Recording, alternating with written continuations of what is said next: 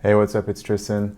This is another video of the video editing series. To follow up on the previous video where we talked about getting set up in Final Cut Pro X and the data management that I talked to you about, I wanted to make this video before we actually jump back into the software. Today I will discuss some things that you will want to think about before you actually get into the software. So first of all, I wanted you to think about the rhythm of the video that you're trying to achieve before you even get to the software.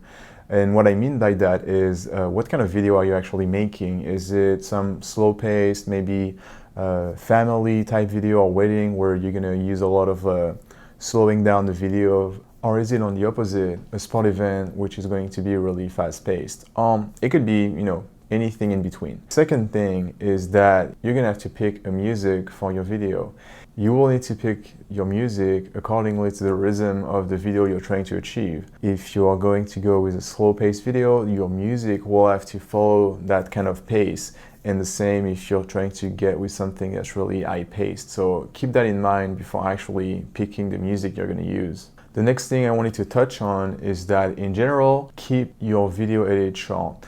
I would say that if you've just been going on a small trip or a weekend, it shouldn't be no more than 3 or 4 minutes. And I'm saying that because after that, usually your audience is gonna lose interest. So the only reason you would break that rule is if there is a good reason. I mean, if you've done, 6 months of traveling, in this case, yes, absolutely, you would probably go 10, 15, 20 minutes, whatever makes sense for your specific video. But I would say in a general sense, try to keep it as short and as condensed as possible. The next step is that you will pick the best part of your footage, go back to what you've shot and really kind of go through it and pick ahead of time what you think will be the best ones and that you would definitely want to include.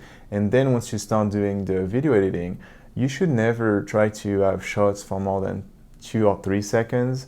Again, unless there's a reason for it. Know that you know the rhythm, that you've picked the music and that you've picked the best shot. When you're gonna do your edit, you're actually gonna mimic and follow the pace of the music. And if there's any changes in the pace of the music, you're really gonna try to match your video with some beats of the music, and it's really gonna make your video very pleasing to watch and really dynamic. Then of course after that you'll probably want to add some transition, some titles, anything to really embellish the video. But really the goal of this video was that if you follow those simple steps, which is ahead, think about what kind of rhythm you're trying to achieve, pick the music accordingly, keep the actual length of the video under control, 3-4 minutes or even shorter if you can. Also make sure you pick your best shot and keep them under 2, 3, 4 seconds unless there's a reason for it. And then make sure that you always take into account the music once you're actually making your video editing. So if you really follow those rules,